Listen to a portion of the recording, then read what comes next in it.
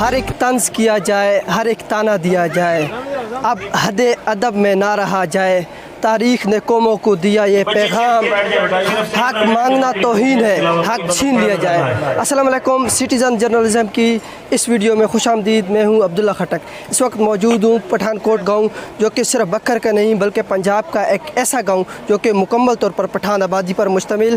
آج وہ اپنا یوم تشکر منا رہے ہیں، ان کو اس گاؤں میں شفٹ ہوئے 50 سال مکمل ہو گئے۔ اس ویڈیو میں ہم آپ کو ان بزرگوں سے ملوائے ہیں جنہوں نے ہجرت کے دوران مختلف قسم کی تکلیفات برداشت کی، اس کے علاوہ بچپن میں جنہوں نے اس وقت ہجرت کی تکلیف کو بچوں نے دیکھا، ان بچوں سے بھی ملوائیں گے جو ابھی تقریباً بوڑھے ہو چکے ہیں۔ اس کے ساتھ ساتھ آج کے بچوں سے بھی پیغام وصول کریں گے کہ ان کے اس ہجرت کے بارے میں کیا خیالات ہیں اور اس ہجرت کا ان کو آج کیا فائدہ ہو رہا ہے۔ ہم پہ جب گہرا ڈالا گیا تھا تقریباً 250 کے قریب لگ بھگ مسلح افراد تھے، اور ملک مظفر چروانی فقیر ہے نا جو زیارت، اس کے قریب جیپ کھڑی تھی اور اسلحہ بھی ایک ڈالے میں تھا ان کے پاس، اور 250 7:30 بجے انہوں نے ہوائی فائرنگ شروع کر دی۔ ہوائی فائرنگ شروع کری ہراسمنٹ کے لیے۔ اچھا، ہم لوگوں نے بھی مورچے میں بیٹھ گئے، لیکن مورچے موٹے طور پہ ہمارے 2 مورچے تھے۔ ایک تیسرا جو ہے نیچے تھا عباس خان کے گھر میں، اور ان کے مشترکہ گھر تھے تقریباً، تو وہ پھر 11:30 بجے وہ فائرنگ کرتے رہے۔ ہم سوچ رہے تھے کہ ان کو ماریں، گولی چلائیں، کچھ بھی ہے۔ پھر خیال آتا تھا اگر یہ سب کو بھی ہم مار دیں نا، تو اگر پولیس آ گئی، کیونکہ ڈی سی نے لکھا تھا کہ آپ کا کوئی بھی نہیں ہے، نہ زمین ہے آپ کی، نہ باقی کوئی چیز نہیں ہے، تو ہم لوگ اس میں بھی کمزور پڑ گئے۔ نمبر 2، گورنر پنجاب غلام مصطفیٰ کھر تھا جو ان کا حامی تھا، سندھ سے ممتاز علی بھٹو ان کا حامی تھا، وہ شکار گاہ جابا آیا اور اس کو کہا ذوالفقار علی بھٹو کو میں ذمہ اٹھاتا ہوں، آپ ان لوگوں کو نکال دیں، تو تب انہوں نے یہ کارروائی کی۔ پھر جب دودھ خیل میں آئے، یہ ہجرت ہم نے کی ہے، یہ سنت ہے، لیکن یہ یاد رکھنا ہی ہے کہ کچھ لوگ بولتے ہیں کہ آپ کو بھگایا نکالا ہے، ہم اپنے مقصد میں کامیاب ہوئے ہیں۔ مسلح افراد پائی خیل سے ایک ٹرک میں آ رہے تھے کہ کالا باغ جناب بیراج جو ہے اس کے دروازے گرا کے نواب کالا باغ کے بنگلوں کو ڈبو دیا جائے، تب حرکت میں غلام مصطفیٰ کھر ہے، نہیں تو کھر کدھر، وہ تو بول رہا گولی چلو۔ اور دودھ خیلوں کی کیا بات ہے، دودھ خیل لوگوں نے مسلح ہو کے پولیس پہ گھیرا دیا تھا۔ پولیس میاں والی کی جتنی پولیس تھی، ایس پی تک ہمارے حامی تھے، ہمیں کچھ نہیں کہا، بلکہ اپنے نیچے والے سٹاف کو، انسپیکٹروں کو، ایس ایچ او کو حکم دیتے تھے کہ آپ لوگوں نے ان لوگوں کو ہاتھ نہیں لگانا۔ مقدمات ہے وہ تو فارمیلٹی پوری کرنی تھی انہوں نے، تو باقی جو ہے نا ہمیں کچھ نہیں کہا۔ ہمارے ساتھ موجود ہوئی فضل امین خٹک، جن کی ہجرت کے وقت عمر صرف 8 سال تھی۔ سر جی، آپ کے کیا تاثرات تھے اس وقت جب 8 سال ایسے بچہ، آپ نے کیا مناظر دیکھے؟ دیکھیں نا، میں نے اپنی آنکھوں سے سارا کچھ دیکھا جب اس سلسلے کا آغاز ہوا، جیسے باقی دوست بھی بتا رہے ہیں۔ آغاز تو بالکل مختصر سی بات یہ تھی کہ جو بھٹو کی حکومت تھی، اس کے بعد ہمارے لوگ مانگتے تھے اپنے حقوق، کیونکہ مظاہرے تھے ہم، تو مظاہرہ کی حیثیت ہم مان نہیں رہے تھے، اور نواب زدگان اس چیز کو برداشت نہیں کر رہے تھے، جس کی وجہ سے انہوں نے ظلم تشدد کا آغاز کیا۔ تو پہلے انہوں نے ہمارے رستے بند کیے، پھر ہمارے گھروں کے چاروں طرف سے بند کر دیا، پھر پانی کے چشمے کے رستے بند کیے، پھر ہمارے لوگوں کے مویشی چھین کر چلے گئے۔ تو ہم یہ سارا کچھ دیکھتے رہے الحمدللہ، اور اسی وقت ایک ریئیکشن ذہن میں تھا، اور شدید قسم کا ریئیکشن تھا جو ابھی تک قائم ہے۔ اور اب بھی میں کل یوسف خٹک بھائی سے بات کر رہا تھا کہ جماعت اسلامی میاں والی جوید صاحب نے ہمیں کہا ہے کہ آپ وہاں سے الیکشن لڑیں ایم پی اے کے۔ تو یوسف خٹک کو میں یہی کہہ رہا تھا کہ ایم پی اے کے الیکشن آپ بکھر کی بجائے میاں والی اسی حلقے سے لڑیں جو ہمارا آبائی حلقہ ہے، تاکہ ہم وہ جو ریئیکشن ہمارے دل میں اس کا اظہار کر سکیں۔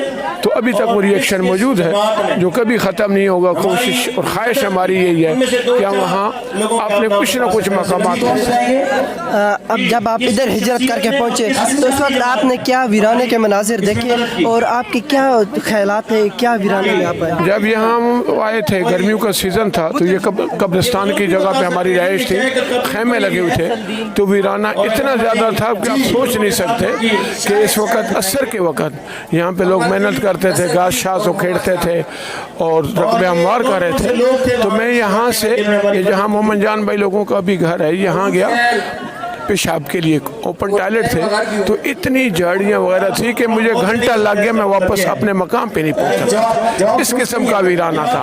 تو ہم اپنے گھر سے دائیں بائیں نکلتے بھی نہیں تھے کہ گم ہونے کا خطرہ تھا, اور بڑے یہی کہتے تھے کہ آپ گم ہو سکتے ہیں. تو بہرحال انتہائی ویرانہ تھا, لیکن ہمارے لوگوں نے جتنی محنت کی آپ اس کی مثال نہیں دے سکتے کہیں قریب کے لوگوں نے کی ہو. یہاں تھلمیاں بائے تو انتہائی خالی آتا ہے اور بالکل مفلسی کی شکل میں جو کچھ آمدن تھی وہ تمام کی تمام دشمنیوں میں لگ گئی. لیکن الحمدللہ لوگوں نے بہت محنت کی اور 1 سال کے بعد ہمارے رقبوں کی شکلیں ہی بدل گئی تھیں.